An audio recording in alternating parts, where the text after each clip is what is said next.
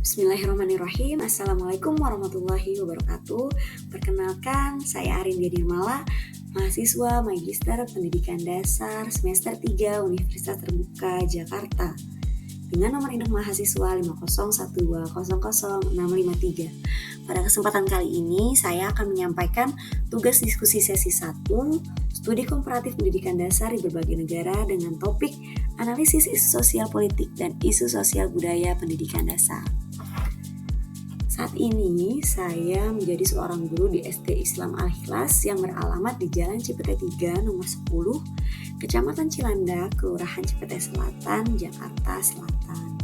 Alhamdulillah saya diberi amanah untuk mengajar di tingkat kelas 3. Pada kesempatan kali ini ada 2 artikel yang dibahas. Artikel yang pertama yaitu membangun kualitas pendidikan di Indonesia dalam mewujudkan program Sustainable Development Goals atau SDGs.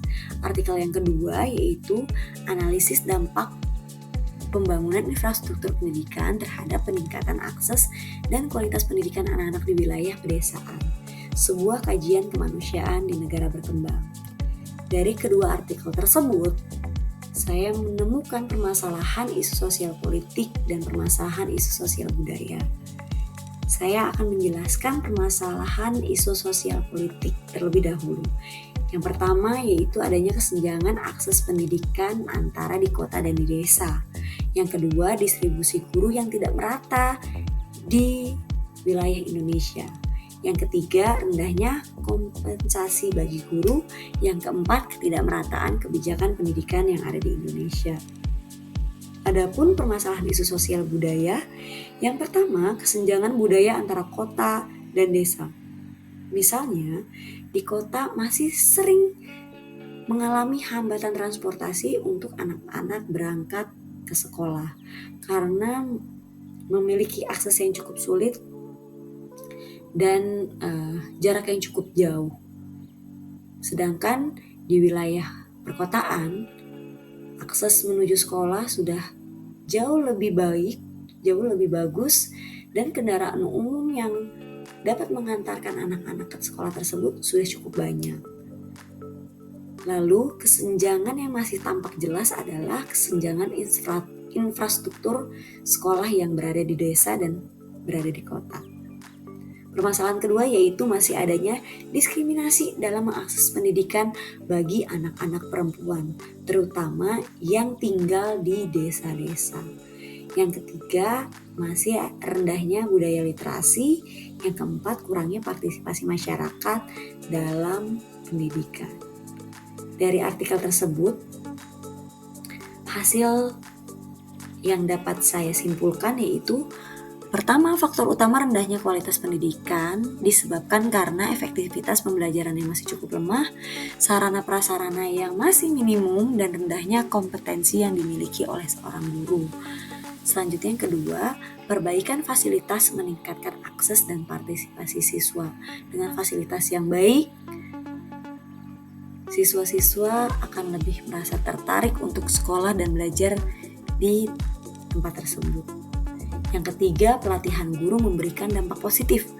Dengan adanya pelatihan, pengetahuan guru semakin bertambah, kompetensi yang dimiliki guru semakin bertambah, keterampilan yang dimiliki guru juga semakin banyak.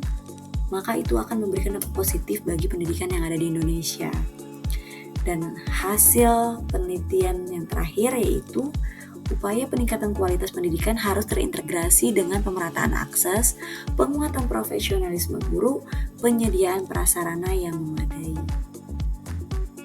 Dari permasalahan-permasalahan dan hasil penelitian tersebut, adakah masalah dan hasil penelitian dalam artikel yang terjadi di SD Islam Al-Ikhlas tempat saya mengajar? Alhamdulillah, SD Islam Al-Ikhlas berada di lokasi yang cukup strategis, yaitu di tengah kota Jakarta Selatan. Sehingga akses untuk menuju sekolah SD Islam Al-Ikhlas cukup mudah dan banyak transportasi umum yang dapat mengantarkan ke sekolah tersebut.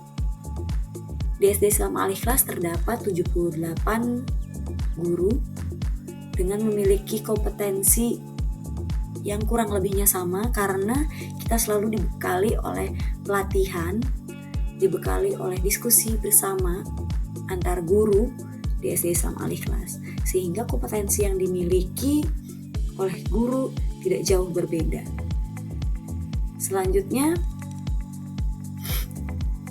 di SD Islam Al-Ikhlas, alhamdulillah semua orang tuanya sudah memiliki keterbukaan, pandangan yang luas akan pendidikan, sehingga tidak ada diskriminasi untuk anak-anak perempuan. Kami memberikan kesempatan yang sama bagi anak-anak laki-laki dan bagi anak-anak perempuan untuk mendapatkan pendidikan yang sama, mendapatkan fasilitas yang sama, dan mendapatkan perlakuan yang sama. Selanjutnya, untuk budaya literasi, SD Islam Al-Ikhlas terus berupaya untuk meningkatkan budaya literasi.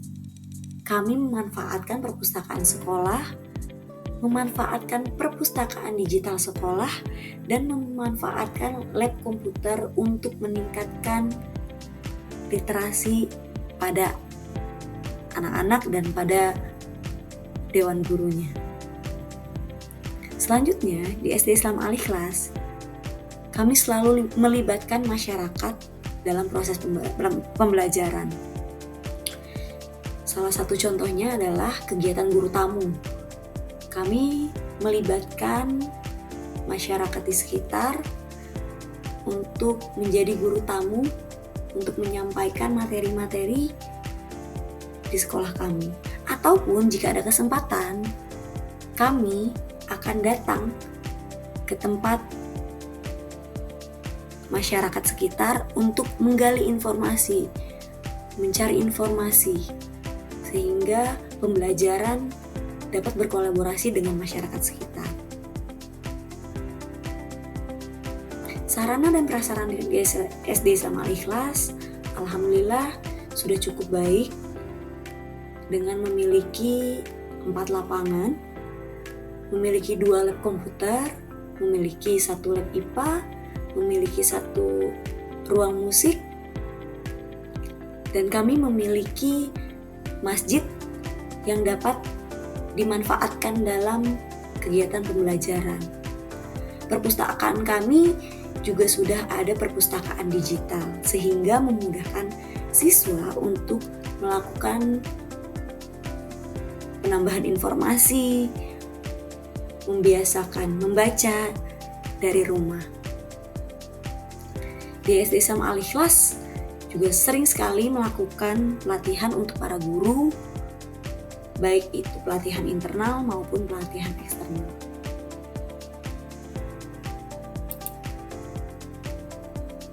Dari permasalahan-permasalahan tersebut, saran yang bisa saya berikan untuk mengatasi isu sosial politik yang pertama yaitu pemerataan distribusi guru melalui beasiswa mengajar di daerah-daerah, sehingga guru-guru tersebar secara merata di setiap wilayah Indonesia.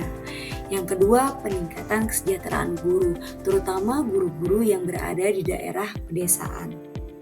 Dengan kesejahteraan yang terus meningkat bagi guru, maka guru akan lebih maksimal untuk memberikan pengajaran kepada siswa-siswa di sekolah tersebut. Yang ketiga, memperkuat kebijakan pendidikan dengan menjangkau daerah terpencil. Saya berharap pemerintah bisa jauh lebih meratakan kebijakan-kebijakan, baik itu kebijakan mengenai sekolah, mengenai siswa, atau mengenai guru untuk seluruh wilayah yang ada di Indonesia, terutama di daerah-daerah yang masih terpencil. Yang terakhir, yaitu pengawasan program pendidikan agar tidak hanya terpusat di kota. Jika sudah ada program yang baik, maka pengawasan perlu dilakukan secara berkala, sehingga program tersebut berjalannya tidak hanya di kota-kota saja, tetapi di desa, program-program tersebut bisa berjalan dengan baik. Adapun saran yang dapat saya berikan untuk mengatasi isu sosial budaya, yang pertama, memperbaiki infrastruktur dan akses pendidikan. Dengan infrastruktur yang baik dan akses pendidikan yang baik, maka minat anak-anak untuk terus belajar, minat anak-anak terus sekolah itu akan semakin meningkat. Yang kedua, menjamin kesetaraan gender dalam pendidikan. Baik itu di desa maupun di kota, tidak adanya perbedaan gender dalam menerima pendidikan. Semua anak laki-laki dan anak perempuan mendapatkan perlakuan yang sama, mendapatkan kesempatan yang sama. Selanjutnya, saran yang ketiga yaitu penguatan program literasi di seluruh lapisan masyarakat. Dengan semakin kuatnya literasi, maka pendidikan di Indonesia akan semakin baik. Dan yang terakhir, adanya program pendidikan berbasis budaya lokal agar masyarakat dapat terlibat secara langsung. Setiap wilayah Indonesia memiliki kearifan lokalnya masing-masing. Dengan adanya program pendidikan berbasis budaya lokal, maka kita bisa melibatkan masyarakat di sekitar sekolah untuk menjadi narasumber, untuk membantu pembelajaran tersebut berjalan dengan lancar. Lalu bagaimana kaitan isi artikel dengan materi modul 1 dari BMP Studi Komparatif Pendidikan Dasar di Berbagai Negara? Pada artikel tersebut menitikberatkan pada pentingnya meningkatkan kualitas pendidikan di Indonesia dalam rangka mencapai Sustainable Development Goals atau SDGs. Sedangkan untuk mencapai pendidikan yang berkualitas memerlukan infrastruktur yang memadai. Nah, ketersediaan infrastruktur erat kaitannya dengan sosial politik dan sosial budaya. Maka, dalam modul 5302 halaman 1.16 dijelaskan bahwa menurut Takot Person, yaitu seorang ahli yang menjelaskan bahwa suatu sistem sosial membutuhkan 4 fungsi penting yang mutlak sebagai cara untuk memahami bagaimana sistem sosial bertahan dan berfungsi secara stabil. Di antaranya yaitu adaptation, goal attainment, integration, dan latensi atau disingkat sebagai AGIL. Yang pertama akan kita bahas yaitu adaptation atau adaptasi, di mana kemampuan sistem suatu sekolah mampu untuk menyesuaikan kurikulum dengan situasi dan kondisi lingkungan sekitar sekolah serta keberagaman latar belakang siswa. Sekolah yang berada di tepi pantai memberikan pembelajaran tentang perikanan karena wilayah tersebut merupakan wilayah yang kaya akan perikanan. Dan contoh yang kedua yaitu sekolah yang berada di perkotaan menggunakan bahasa Indonesia saat menyampaikan materi, karena biasanya di daerah perkotaan siswa-siswa memiliki latar belakang, latar budaya yang berbeda-berbeda, sehingga bahasa utama untuk menyampaikan materi adalah bahasa Indonesia, bukan bahasa daerah. Selanjutnya, goal attainment atau pencapaian tujuan, di mana kemampuan dalam menetapkan dan mencapai suatu tujuan. Salah satu contohnya itu menyusun visi dan misi sekolah dengan jelas, terukur, dan sesuai dengan kondisi sekitar. Yang kedua adalah menetapkan standar kompetensi lulusan siswa dan melakukan evaluasi secara berkala. Di sekolah SD SMA Aliklas terdapat buku pencapaian standar kualifikasi output siswa, sehingga kami, para guru, dapat mengetahui progres capaian dari standar kelulusan yang telah dilalui oleh siswa, dan tentunya kami akan melakukan evaluasi secara berkala. Selanjutnya, integration atau integrasi, yaitu menciptakan budaya kolaboratif, toleransi, dan kerjasama antara guru, siswa, orang tua, dan masyarakat sekitar yang memiliki latar belakang yang berbeda-beda.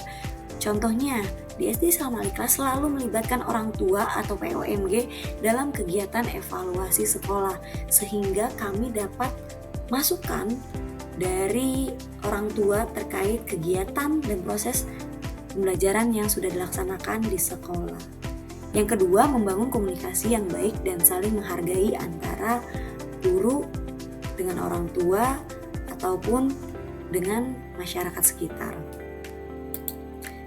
Dan yang terakhir adalah latensi atau pemeliharaan pola, di mana memelihara dan memperbaiki motivasi pola-pola individu dan kultural. Contohnya adalah menanamkan pendidikan karakter di sekolah dengan menjaga nilai-nilai. Di SD Islam Al-Ikhlas terdapat 7 tata nilai yang terus kami tanamkan ke dalam diri anak-anak. Yang pertama ada disiplin, cerdas, amanah, kerjasama, visioner, kreatif, dan peduli. Dan yang kedua adalah menjaga identitas dan budaya sekolah tetap terjaga.